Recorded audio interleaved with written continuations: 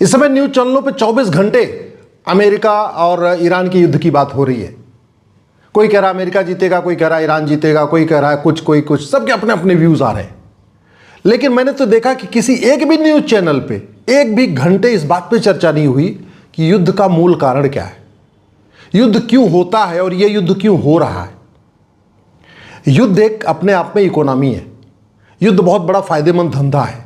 युद्ध से जीडीपी बढ़ती है, युद्ध से नेताओं की जेब भरती है, युद्ध से नौकरशाहों की जेब भरती है, युद्ध से सेनाधिकारियों की जेब भरती है। इसलिए युद्ध चलता रहता है, कभी यहां कभी वहां, कभी यहां कभी वहां। युद्ध होता क्यों है इसको समझ लीजिए पहले आप। जैसे जितना ज्यादा आदमी बीमार होगा ना, उतना ज्यादा डॉक्टर को फायदा है। जितना ज्यादा बीमार होगा उतना ज्यादा दवा कंपनियों को फायदा है।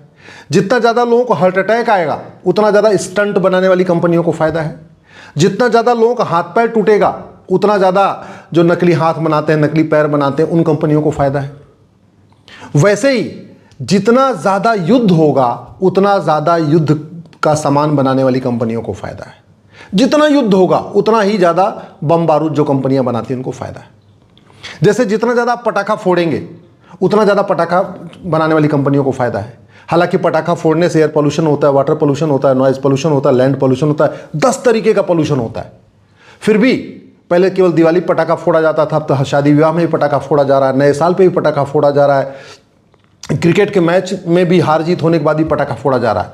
तो पटाखा फोड़ने से 10 तरीके का पोल्यूशन है, लेकिन फिर भी हम पटाखा फोड़ते हैं। क्यों? क्योंकि हमारे माइंड को जो है एडवर्टीजमेंट के जरिए पटाखा कंपनियों ने ऐसा माइंड वॉश कर दिया है कि जब भी हो हम समय समय पटाखा फोड़ते रहते हैं। जैसे हमें पता है कि क्या खाने से बीमारी होगी, क्या नहीं खाने से बीमारी नहीं होगी, हमें सब पता है। फिर भी इतना ज़्यादा एडवर्टीजमेंट का असर है कि हम ऐसी चीज़ें खाते रहते हैं जिससे बीमार होते रहते हैं। अल्टीमेटली फ़ायदा किसको? इंजेक्शन बनाने वाली कंपनियों को फ़ायदा होता है, वैक्सीन बनाने वाली कंपनियों को फ़ायदा होता है, दवा बनाने वाली कंपनियों को फ़ायदा होता है, डॉक्टर को फ़ायदा होता है, हेल्थ इंश्योरेंस देने वाली कंपनियों को फ़ायदा होता है। तो इस तरीके से पूरा एक इकोनॉमी है। वैसे भी युद्ध भी एक इकोनॉमी है। अब पटाखा बनाने वाली कंपनी, दवा बनाने वाली कंपनी, हर्ट का जो है स्टंट बनाने वाली कंपनी और बम बारूद और मिसाइल बनाने वाली कंपनियों में एक समानता है। सब में 20-80 का रेशियो है। मतलब लागत 20% है, फायदा 80% है।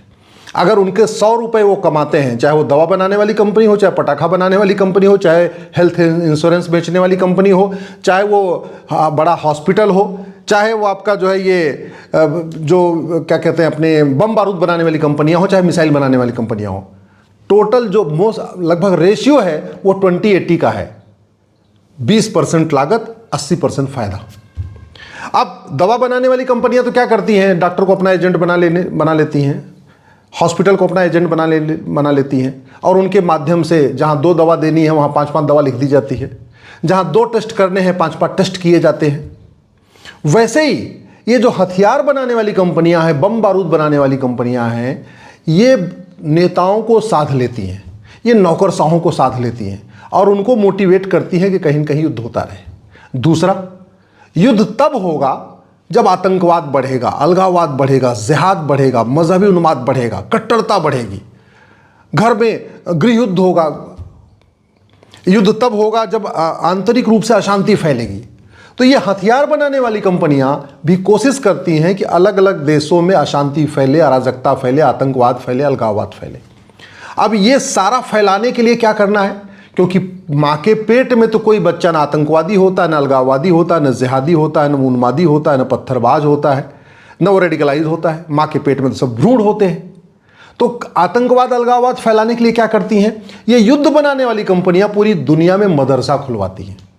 याद रखिए, मदरसा जितना ज़्यादा खुलेगा, आतंकवाद, अलगाववाद, जिहाद, मजहबी उन्माद, कट्टरता उतना ज़्यादा फैलेगी। और जितना ज़्यादा ये आतंकवाद, अलगाववाद, कट्टरता, जिहाद, मजहबी उन्माद फैलेगा उतना ज़्यादा युद्ध होगा। और उतना ज़्यादा युद्ध होगा तो उतना ज़्यादा बम बारूद बिकेगा, इनकी बंदूक बिकेगी, AK-56 बिकेगा, AK-47 बिकेगा, इसके अलावा इनके मिसाइलें बिकेंगी, इनके जो हेलीकॉप्टर बिकेंगे, सब कुछ उतना ज़्यादा बिकेगा।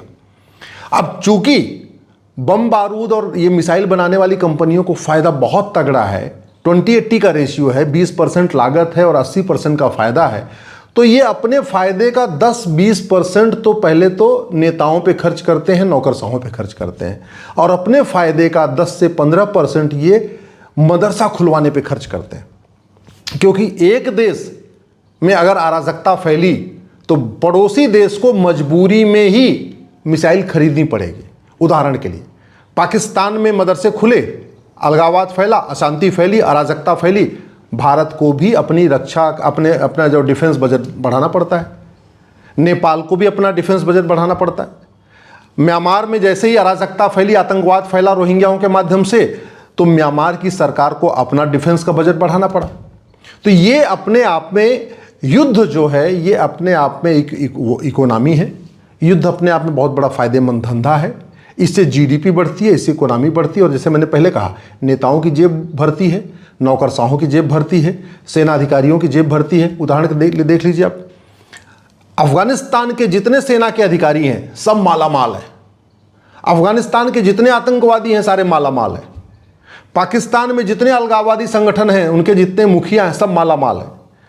पाकिस्तान में जितने सेना के अधिकारी हैं सारे मालामाल हैं। सब कोई ऑस्ट्रेलिया में बंगलो, फार्म हाउस सब बना बना के बैठे हैं, दुनिया में अलग अलग स्थान में। तो ये अपने आप में पूरी इकोनॉमी चल रही है। और युद्ध, जैसे पटाखा फोड़ने से पोल्यूशन बढ़ता है, ऐसे युद्ध से भी पोल्यूशन बढ़ता है।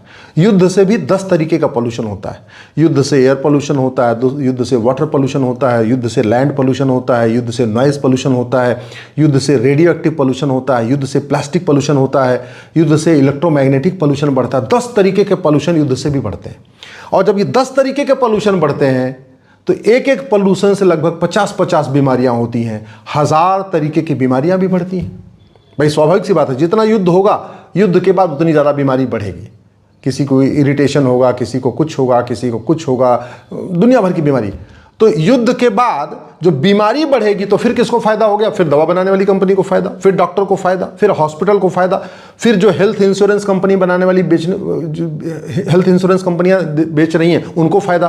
तो एक तरीके से वॉर कंपनियां, बम बारूद बनाने वाली कंपनियां और दवा बनाने वाली कंपनियां, इनके बीच में एक बड़ा अच्छा एक नेक्सस भी चलता है। और अल्टीमेटली युद्ध की शुरुआत आतंकवाद, अलगाववाद, जिहाद, मजहबी उन्माद से होती है। तो उसके लिए जो पहला सेंटर है वो है मदरसा। ये सारी कंपनियां मदरसों को फंडिंग करती हैं।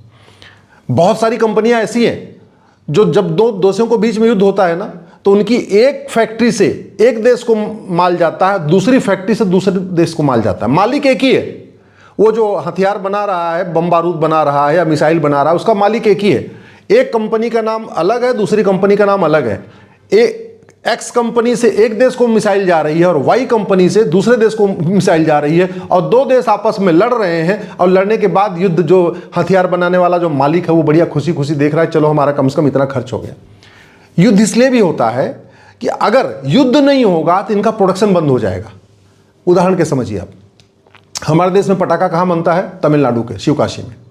अब अगर हम केवल दिवाली पे पटाखा चलाएं तो बाकी के 11 महीने तो शिवकाशी में जो पटाखा बनाने वाली कंपनी बंद पड़ी रहेगी। तो वहाँ के मालिकों ने क्या किया? पटाखा बनाने वाली कंपनियों के बहुत सारे हीरो को, बाकी इनको उनको बहुत सारे करके टीवी पे ऐड दे के कि भाई खुशी आ रही, जब भी कोई खुशी का माहौल है तो पटाखा छूट रहा है, शादी विवाह हो रहा है तो पटाखा छूट रहा है, सगाई हो रही है तो भी पटाखा छूट रहा है, कुछ भी मुकदमा जीत रहे हैं तो भी पटाखा छूट रहा है, क्रिकेट का मैच जीत रहे हैं तब भी पटाखा छूट रहा है। तो अल्टीमेटली जीतने का मतलब पटाखा छोड़ना, ये जो पटाखा बनाने वाली कंपनियों ने हमारे दिमाग में डाल दिया। सिमिलरली युद्ध भी तभी होगा ना जब लगातार युद्ध चलता रहेगा। और अगर युद्ध नहीं होगा तो ये जो मिसाइल बनाने वाली कंपनियां हैं, बम बारूद बनाने वाली कंपनियां हैं, AK-47, AK-56 बनाने वाली कंपनियां हैं, इनका तो प्रोडक्शन बंद हो जाएगा। तो प्रोडक्शन लगातार चले, ये तभी हो सकता है जब लगातार उनका सामान बिकता रहे। लगातार सामान तभी बिकेगा जब लगातार युद्ध होता रहे। लगातार युद्ध तभी होगा जब दुनिया में अशांति फैलेगी। दुनिया में अशांति तभी फैलेगी जब लगातार मदरसे फैलेंगे। तो लगातार मदरसों को फैलाने के लिए युद्ध बनाने वाली कंपनियां फंडिंग करती हैं। युद्ध बनाने वाली कंपनियां मदरसों को फैलाती हैं, मदरसे आतंकवाद को फैलाते हैं, आतंकवाद से दोबारा युद्ध शुरू होता है, तो घूम फिर के दोबारा उनका सामान बिकने लगता है। यह है वॉर इकोनॉमी। युद्ध एक फायदेमंद धंधा है।